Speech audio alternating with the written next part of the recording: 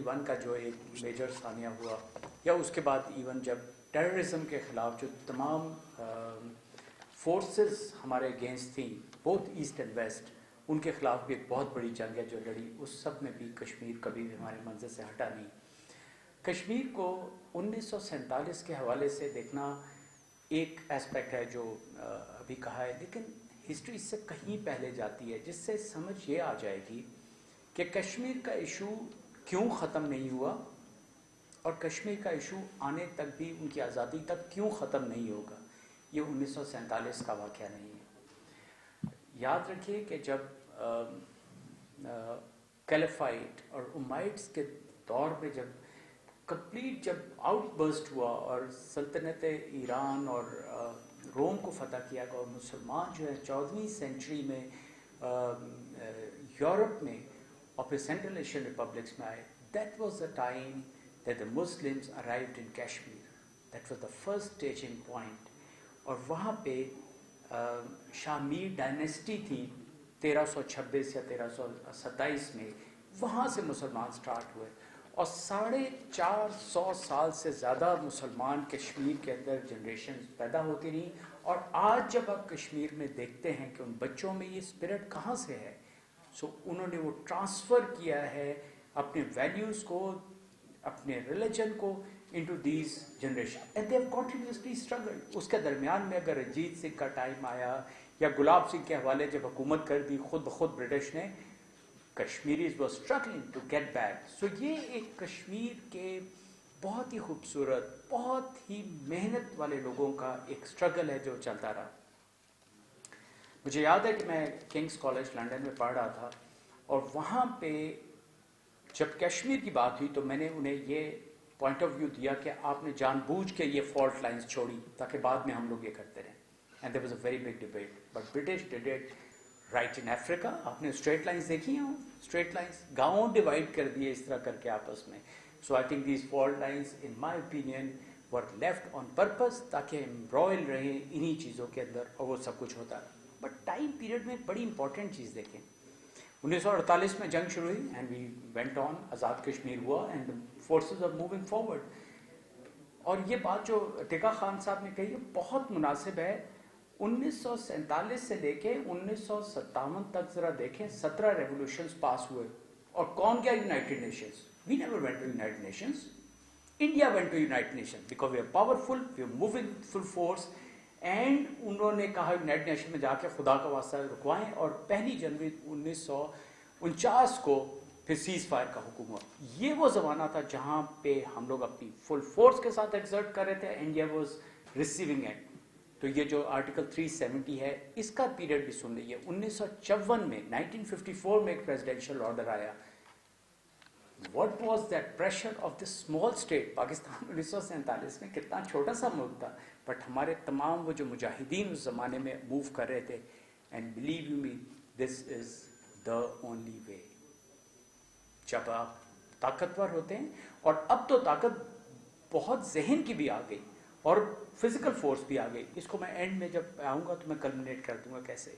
Article 370 कुछ नहीं था, ऑटोनॉमी थी कश्मीर की। क्योंकि अब आपको समझ आ जाएगा कि प्रेशर्स कितने ज़्यादा थे इंडिया के ऊपर कि ये तो एक हमें बिल्कुल गिव अप करना पड़ रहा है। उसके अंदर था डीमिलिटराइज करें, प्लेबिसाइड करें, and India was trying to struggle out तो प्रेसिडेंशियल ऑर्डर आए। और अब ये 5 अगस्त बीजेपी गवर्नमेंट ने डिसाइड कर दिया कि इसको आप अबॉलिश करेंगे। There is a legal aspect to it and this order can be challenged into the Supreme Court, but which Supreme Court of India would they go? But this is illegal because जो इसका abolishment में जो prerequisite है वो ये है कि जो कश्मीर की जो गवर्नमेंट है, स्टेट गवर्नमेंट, उसकी इजाज़त होनी चाहिए। वो आपको बताइए कि कौन सी इजाज़त थी। मेन इशू इसके साथ ये है कि डेमोग्राफिक शिफ्ट होगा जो आहिस्ता आहिस्ता मुसलमानों की जगह के ऊपर हिंदू पॉपुलेशंस को लाएंगे। ऑलरेडी ये demographic shift by about 3 to 4% जो है पिछले 20 साल में होना शुरू हो गया है, which is a very sad thing. करना क्या है, लेकिन करने से पहले ये है कि आर्म फोर्सेस के बारे में मेरा ताल्लुक़ है और मेरी सारी ज़िंदगी वहाँ पे गुजरी है। मैं आपको एक चीज़ की बड़े सुकून से तसल्ली कराता हूँ। एक हमारे सिनेरियो है जिसको हम लिमिटेड वॉर इन कश्मीर बोलते हैं, बिकॉज ये लाइन ऑफ कंट्रोल है, it's not an international border. There's not even LAC, the line of actual contact.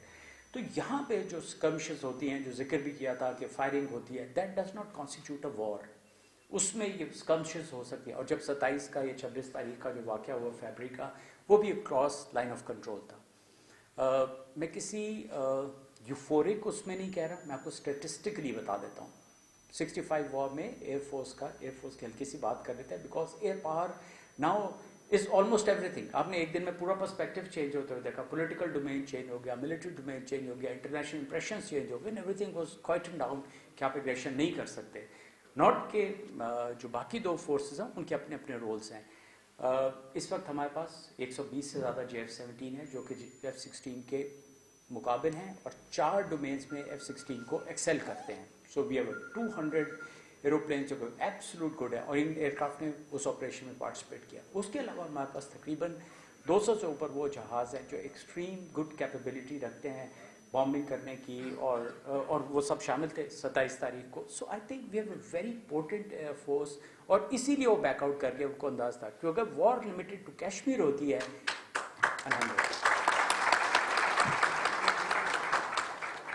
Okay, so I think from that stand point, but do understand کہ دونوں nuclear status ہیں. آج اگر لڑائی start ہوتی ہے جو کہ کشمیر کو میں نے فورس سے, لیکن میں اس فورس کی بات کروں گا جو میرے خیال سے کیسے ایگزرٹ کرنی چاہیے, تو there be huge international pressure, because India کی جو اکنامک مارکیٹ ہے اور سب چیزیں ہیں اس کی وجہ سے بہت سپورٹ لیں گے. لیکن اٹس ناٹ آل دیٹ روزی. لیٹس لک ایٹ اٹ کہ جب آپ نے کسی دشمن کے ساتھ لڑنا ہوتا ہے تو ہم اس کی ولنریبلٹیز کو دیکھتے ہیں. اس وقت انڈیا کی 18 سیپریٹسٹ موومنٹس چل رہی ہیں پورے انڈیا کے اندر.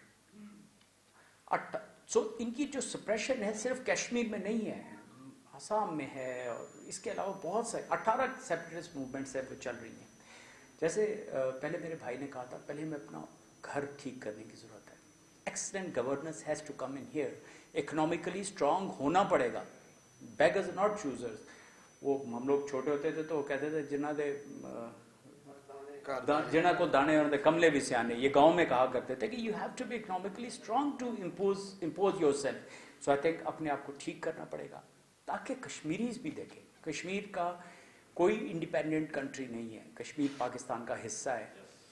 آج جا کے یہ میں اس لیے کہہ رہا ہوں کہ جو لوگ مسلمان کشمیر میں رک گئے تھے ان کے اوپر بکس پڑھیں. انہوں نے جو ظلم و ستم سہے ہیں وہ ہم لوگوں نے اس کو انجوائے کیا ہے. ہم لوگ اپنے بچوں سے یونیورسٹیز میں کیسے کھل کے بات کرتے ہیں, آپ لوگوں کے ساتھ ہم کیسے, کیا کشمیر میں یہ ہو سکتا ہے؟